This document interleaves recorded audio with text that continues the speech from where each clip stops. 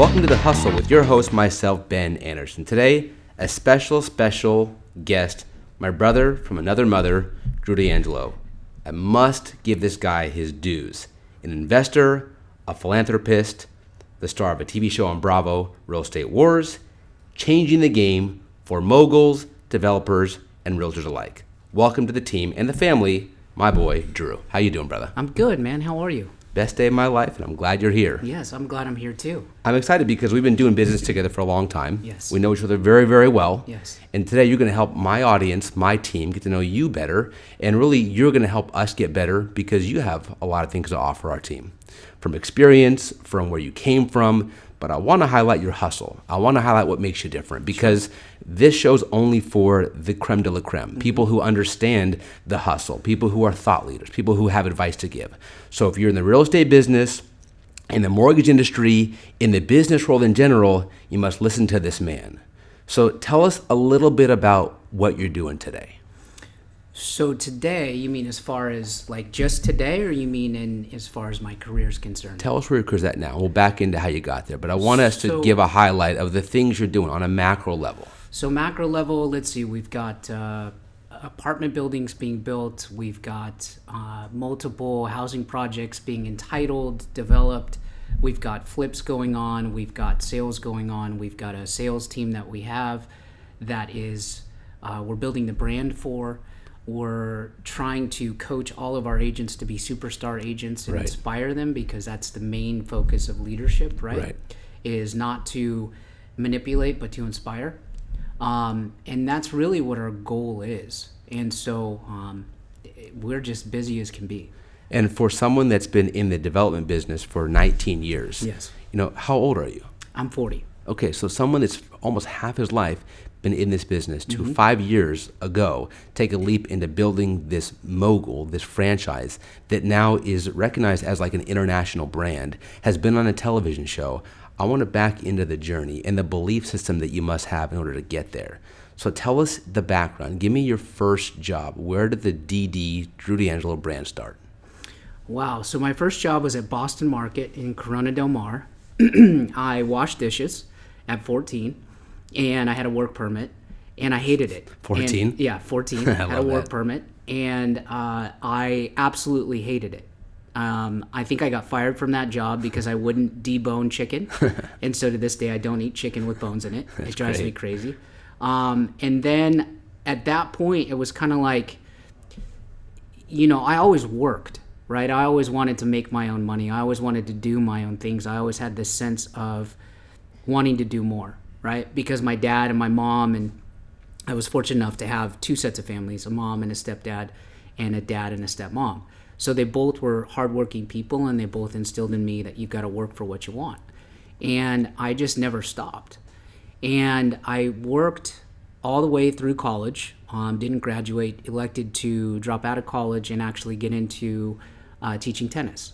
And that's pretty much when it really kicked in that building a brand is important because I had to literally create flyers. Right. I had to create a book of clients. I had to go out and post flyers in these, locations. Social media wasn't a huge thing at that time, if it existed at all. Sure. It was more like emails. It was more phone calls. It was more knocking on doors, going to parks, going to recreation centers. And so I really learned the hustle there. Right. And then I started to work for the city of Fountain Valley and got a job coaching. And then I was recruited away to the Balboa Bay Club Racquet Club because I also contracted with the city of Newport Beach. And while I was doing that, I met all sorts of different kinds of people. And I would always ask the parents of the children that I coached what they did. And I always kind of engaged in discussion so that I could learn kind of how I could be more at that level. Right? Knowing full well that I would be successful in some capacity. And along the way, I always wanted to work with my stepdad, Jack, who's my biggest mentor and my best friend. That's great. And because he was always a developer, he was always doing something very interesting. He was always having very important people over in his house. He was always building things. He always had architectural plans out. And I wanted to be a part of that, right? I just didn't know what that entailed. Right. And I never really saw the struggle for my parents until we lost everything in 96, right? So most people don't know about that time in life. They always think that the recession happened back in 2008, 10 years ago. But if you go back to when you started in the business, that was 20 years ago. Also, the market had a mini correction back then. So talk about that, because people think that it was a one-time thing, but usually every decade there's some type of pullback. So as a developer's child and now a developer, I've been through 5 recessions. I've watched them all happen. The 1990, 1996, 2001, and then I saw the market climb up to 2006, and then 2008 happened. Yes. And then before that, I remember kind of the ups and downs as being a child, right? Because you watch your parents really, really happy, and then you kind of get this vibe of what's going on. So what's that like? I mean, take us through what you're feeling. Is it you don't know any better? Is it I'm afraid because I'm seeing my parents stressed? What's it like seeing, and how did that impact you? So it's never about fear. I never had a fear as so much it was, how do we fix it, right? And my parents instilled in me a never quit attitude. So it was always, we'd get it all, something would happen, we'd get it back twice as much. So Got it. with every, my mantra is, with every defeat, there's a lesson, there's wisdom attained, and there's a victory there too. So you're learning from all these losses, basically. That's kind of what I try to do. Yeah, absolutely. And that's part of, as your I guess title of your show is, it's part of the hustle. Yes. You've got to, if you're constantly in defeat, you're never going to hustle. Aren't you glad, though, that maybe your parents didn't just have it all made out, wasn't some trust fund you couldn't just pull from some account when you needed money, that your parents had to go through these hard lessons to teach you the hustle? Yeah, I mean, for me, it was never, how can I put it? There's not one thing in my life that I would look back on now, being 40, a dad of 3, happily married, where I say, God, I wish I never went through that. Because all of that stuff, if you have the right attitude and you do the right things and you have the right purpose, The belief system. absolutely, you don't have regrets. That's not a word that you use. Right. That's kind of like a bad word in my dictionary. That's incredible perspective. So when people are out there listening to this nationwide, and some point will be heard by millions, and you'll be helping influence them getting through tragedies, you didn't look at anything with regret. Whether you made the right choice at the time or not, you got the best out of it because you had a good attitude. Absolutely. You have to have the good attitude. You have to have the right mindset. And it's not to say that you can't digest those feelings as they're coming, but you have to retrospectively look back on those and say, okay, what have I been through before, right? And what did I learn? And then what are, that's where your core belief system starts to really be developed, is through those difficulties. Got it. If everything's good, you have a belief that everything's good. Sure. You don't know what difficulty is. And so I think life is beautiful if you have a belief system, right? And life is beautiful because it comes with the good and the bad. You just have to have the right perspective. It's just the process, right? It's just the process, man. And as you went through these jobs of not deboning chicken and going to school and realizing, look, being very aware, self-aware is, I think, an undervalued character trait. And you said, look, finishing this isn't for me. I want to do what Jack's doing, my father-in-law. I want to get into developing and creative, because the way you dress, the way you talk, I know you're a very creative, artistic person. So you wanted to get into that, creating a piece of real estate that you could look back and said, my fingers were on that. Yeah, it's about legacy for me. It was always about, my dad. What was so cool is, we would drive around Laguna Beach and he would say, I own that house and we built that house. Or we drive around Laguna Niguel and it'd be like, I built that community. And then what really inspired me when I was about 5 years old is, he took me out in a Bronco that he had. It's kind of like the OJ style Bronco, yeah, I love right? It. Was it a white one? It was white and red with red. It had red cloth. Don't pull over. Yeah, no. And so he pulls up on this mountainside, and it was his first real big development. And it was the smell of the dirt, because I love Tonka trucks, right? Yes. I was always in the dirt as a kid, always on the Yes. beach. Like, I love to get my hands dirty. And he put me in a tractor, and, I just remember kind of going out with him and him talking to me about what he was doing. And I remember another time when we went to an airplane hangar, an airport that he was buying and entitling, and I didn't even know what entitlement. I don't even think I could say the word entitlement at that point in my life. And now to look back on the things that my dad did and he accomplished and the amount of work that he put in, I mean, it was just this constant thing. I just picked that up by osmosis. I just wanted to be cool like my dad. I wanted to wear tuxedos. I wanted to provide for my wife. My dad was a extremely romantic guy, is a romantic guy. Love that. He would always buy my mom flowers. He would always buy her gifts. I mean, we would go to Victoria's Secret, which made me extremely uncomfortable as a child, right? But he would buy her nice things, and he would surprise her, and it was jewelry, and I wanted to be, as a man, that's right? Great. And my real father was consistent in kind of everything he did. He had the same job. He retired from the job. He worked his way up the ladder in McDonnell Douglas, or Hughes Helicopter, which became McDonnell Douglas, and he retired when they became Boeing. And he just grinded, and he never. The cool thing is that I had a family that was middle class, and then I had a family that was upper middle class. So I got to see both, and my dad would do things in the summer where he would send me to where my aunt lived, which was the bad part of Pasadena. Right. And he'd drop me off for the summer. Love that. So that I could humble myself, because he never wanted me to be that kid that was about things. Sure. He wanted me to be that child that was about, and become a man that was about purpose. That's great perspective. I love that you had a balance. And some kids may say, I didn't have one whole family. Your mindset was, I had two complete families. I'm extremely blessed. That's great. With that, and to have that. So I have a big heart for people that don't have families. That's a lot where my philanthropy comes in, and my wanting to give back to the community. That's where it was established, was because I always saw my parents help those that needed, and not knowing it, now being a believer in Christ like I am. Yes. I know what that's about. Yes. Right? I know what to call that. True balance. True balance. And, that's kind of me and how I got to that belief system from a young age. And then, of course, the time from 18 to about 21, I mean, I wanted to party, and I didn't really have a direction and you go purpose. through those things. And then, when I had created, getting back to how I kind of got here, I created a business. And that business was operating and profitable, and I was doing well.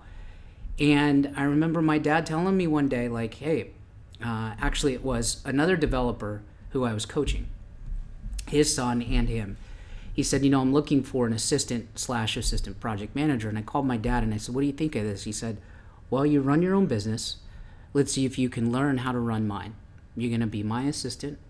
You're going to sit down, you're going to get my coffee, you're going to deliver my mail, you're going to ask questions, you're not going to talk. And for literally 2 years of my life, I did just that. I did spreadsheets by hand so that I could learn, not graduating college, the mathematical equations of how to figure out an IRR, how to, look at a trend analysis, how to digest data. I really learned the basics of development, going out to properties where there was, biological survey. I want to highlight that, because people who are wanting to be entrepreneurs and wanting to kind of fake it till you make it and be on Instagram and kind of blast out their success, it takes a lot of humility to go back and actually be a student of your game. And the dividends you've earned are obvious, but I want to give you kudos for actually taking that step back and saying, I will do whatever it takes to learn this craft inside and out, because I want to be an expert. I don't want just to be average, but it takes some sacrifice. Yeah. And that the road to greatness is lonely, because few people are willing to do what it takes to be on that. So props for that. So Thank you. When you decided to go back and learn the craft, get the coffee, shut your mouth, and do what needed to get done, how did you then take the next leap into running and owning your own show? So I did that for about 8 years, and I earned my way up, obviously, from being an assistant to an assistant project manager to senior vice president, and then the economy crashed. And I needed to kind of recreate myself. So I did some political consulting with groups that had consulted for us, and they hired me on to help us out.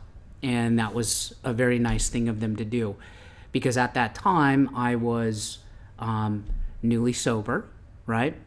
And that's another part of my journey. And I was a new father, My son was just born, and Wow. he's the first of 3. And so the economy crashes. I'm a new dad. I'm newly sober, and I have like no direction. I don't know what to do. So I created at the time there was these things called modifications, right? Yes. And so I created a modification company, worked for a little company, and they were shady as could be. And I said, I can do this on my own better. And so I took my book of business, I created my own modification company, and I did all my mods by myself and completed 98% of them, and those that I didn't, I gave refunds to. A lot of people that you helped then. A lot of people that I helped. And in that process, it further gave me the education and backbone on top of my development education to understand how banks lend, how borrowers look at money, how the back office of a lender really works, because you're working that. And it also helped me help people. And when the government passed kind of laws that kind of disallowed that, I wrote a business plan about how to invest and divest in foreclosure real estate, because I had learned so much about financing from development, the back end of lending from the modification business, and now I wanted to run a fund. And I was fortunate enough through my sponsor at the time, because I work a 12-step program, to be introduced to his classmate. And his classmate was this little Vietnamese guy who was super cool, who had just a ton of money, and I had no idea what this was about. He hands me his portfolio, and I take a look at it, and I said, let me analyze this. So I took his portfolio, and I took it from 6%, and on paper turned it into about a 12 to 15% return just by segmenting the assets and doing what I do. Love right? that. And I work for free. And I said, now that I've done that, here's where your holes are, here's where we can add to it. Right. Let's go invest. And he literally handed me like $10 million of cashier's checks. And I went out and I started buying real estate. Because you paid it forward. You're willing to work for free. Right. You're willing to do the work to get yourself in a position where you were healthy enough to be able to deserve an opportunity. Right. And you said many people aren't willing to put the extra mile in. You're like, I'm going to put a proposal together with no expectations. Mm-hmm. You may not even use me, but here's how I can add value to your business. Well, again, it's as we talk about kind of the maturation of me and being here, part of the hustle, part of the grind is understanding the lessons that you attain along the way become kind of your principles, right? And one of the things is that if you're acting out of desperation instead of inspiration, you're going to always do wrong. Wow, I want to stop there. If you're acting out of desperation versus inspiration, you're always going to do wrong. Correct. And wrong could be wrong choices, wrong people, wrong money placement, wrong friends, wrong marriage, a lot of wrong decisions you can make. In general, I don't think anybody could look back on their life and say, the decisions I made out of pure desperation. Now, the decisions versus the action you make in desperation are different. That's where mindset comes into real play. Right? Got it. And so for me, being desperate enough, but inspired while being desperate enough to achieve success, I was willing to work for free. I was willing to kind of say, you know what, I don't have a choice. I'm going to do this. And I'm willing to take that risk. A lot of willingness to do things without expectations are what I'm hearing are a part of your journey. Absolutely. And Expectations to me are just future resentments waiting to happen. I love the belief system. I mean, anybody that's not successful, pay attention, because you just got dropped a gold nugget. You have to have a belief system, but without expectations, and just trust that if you do the work, things are going to work out. So let's get to the sexy part. You put the work in, Yes. You've done your duty without expecting, you made developers lots of money. Now you're starting to get recognition. So how does someone who grows up getting through a 12-step program with 2 families, learning along the way, willing to do whatever it takes, land himself in the middle of a nationally chartered show, Bravo, and become a star of that reality TV show? That's, I think, just paying it forward. I think it was just me and my character being a good person, showing up for the people that mattered, and John McMonigle giving me a chance to do that. John basically, the producer called me, and it was the most random thing, right? And I've said this on other shows, but it was like I got this call, and I'd always wanted to be on TV. I mean, who doesn't, right? You're doing it, it looks cool, $1 million listing, like those guys are crushing life, Right. it seems really cool. Yes. And I didn't call her back for a couple of days, and I called John, and I kind of cross-referenced Why was that, you think? Well, I thought my friends were playing a joke on me. Okay. And I thought, like, okay, it's not really real. I mean, when you do the things that I've done, whether it be in real estate or this or that, sometimes people get your number and they'll mess with you, right? Mm-hmm. And so I was like, okay, what is this? So I called her, and I had never heard of World of Wonder. Now I know who they are, but it just sounded really odd for a Out of the complete blue. Out of the complete blue. Just driving one day, get a call, don't recognize the number. It's an 818 number, and it's, hey, this is so and so from casting. We want to talk to you about a show. And I'm like, okay. So I called John, and John says, yeah, give her a call back, please. It's legit. So I called, and we did one Skype interview, nailed it. Another Skype interview, nailed it. And they said, you're cast. Let's go. That's crazy. And did they tell you what it was for initially, or did you have to They said be patient? We started off originally as $1 Million Listing Orange County. And so it was like, wow, I didn't even know what to do. I had to talk to wifey. I was the last one to sign because I didn't want to expose my family unnecessarily to things because we don't have control over what's videoed. Right. Taped, however you want to say it, and then ultimately what's put out to the public. So I didn't want to compromise my principles just to be a TV star. And so I held out the longest. And I finally signed, and my family was never on it. And I never wanted that to define us. And it ended up working out. And a lot of people can't probably handle going from a day-to-day job, real estate development, working at a restaurant even, having great character traits that make them want to be on TV, mm-hmm. and then are given a platform literally overnight and millions of eyeballs are on you. Right. So how do you prepare? How did that change you? How did that, because it whether it changes your belief system or not, it still changes how people look at you, and that's got to change you to some degree. Well, there's things in life you can't control. You can't control people, places, or things, right? The things you can control are your decisions and actions that you take as a result of that processing. So for me, it was a lot of prayer. It was a lot of counsel with people that know a lot more about life and have experienced a lot more than me. And it was at the end of the day, it boiled down to, you know who you are. Show them. And I never compromised. And that's what you see, or what you saw is what you get and got, I think that's incredibly powerful, because most people would have probably compromised in order to be more liked or get more attention, and that ends up probably hurting them. Mm-hmm. But what you got out of that is a lot of respect. Yeah. And you didn't come off the show looking like someone that was out for ulterior motives. No. And you probably got a lot of business from that because you held to your standard of character, excellence, beliefs, mm-hmm. those kinds of things. What I got, the business side of it, because I was just a quote-unquote co-star, didn't really come as a result. What it did is it added credibility. Sure. So if you Google my name and you're an investor, you get to see verified facts about me. It's kind of like a verification right then and there. Right. And to me, if I'm sitting across from somebody like I am now, and you know that all the facts are verified, it gives you a sense of trust, right? I think that's crucial, because I think if you're someone out there wanting to earn trust, do the work and earn verified facts. Yeah, you got to earn it. You got to earn the facts that are verified. You can't just put, I'm an entrepreneur, I'm a superstar. Go out there, and if you're not in the seat you're in to go get Bravo to cast you, go close deals and get reviews. Yeah. So what advice can you give somebody that maybe, first of all, let's dovetail. What was the funnest part of the show? It was the experience. It was, again, I look at everything as an education, right? I'm constantly a student of life, right?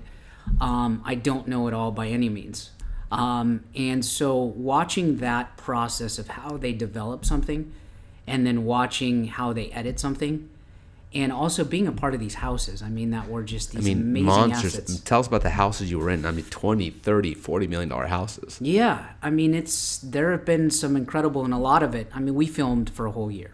So there was a lot of houses that didn't get shown. Some of the houses we were in were incredible. Some of them were incredible but needed a lot of love, right?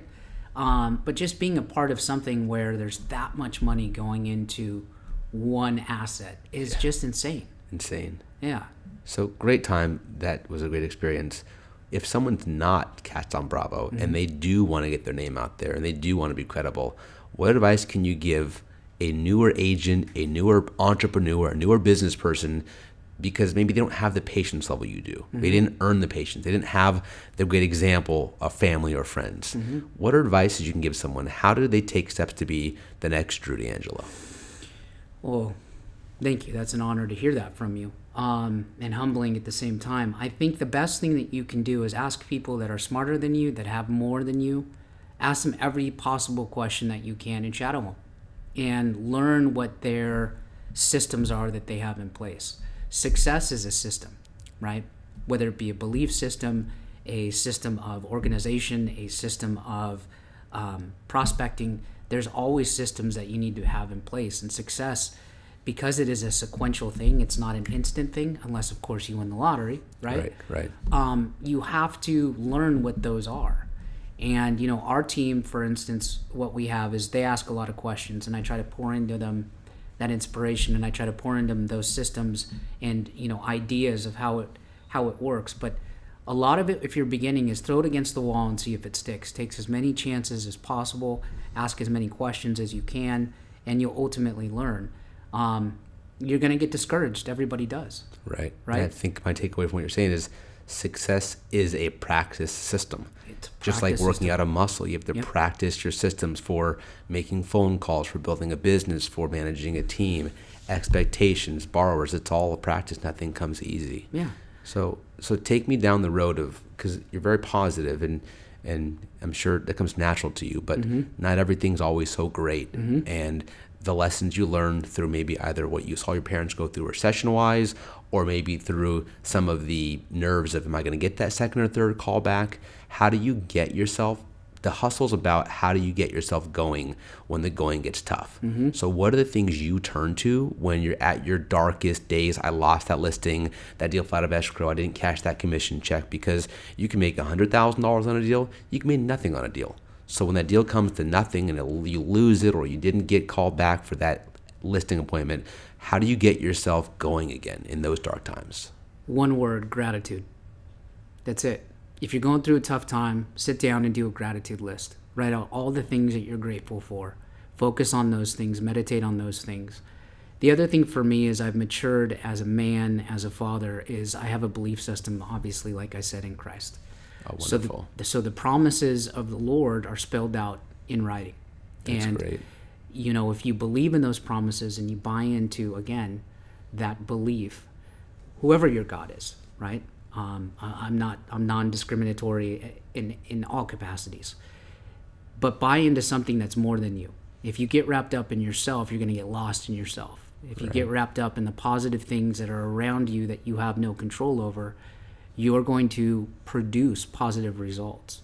And like you said, faith in God and belief, this is all rented anyways. Yeah. It's not ours. We're on this earth for 50, 60, 80, 100 years. Exactly. Be grateful for everything that you have, and things you don't have don't seem so important. Right.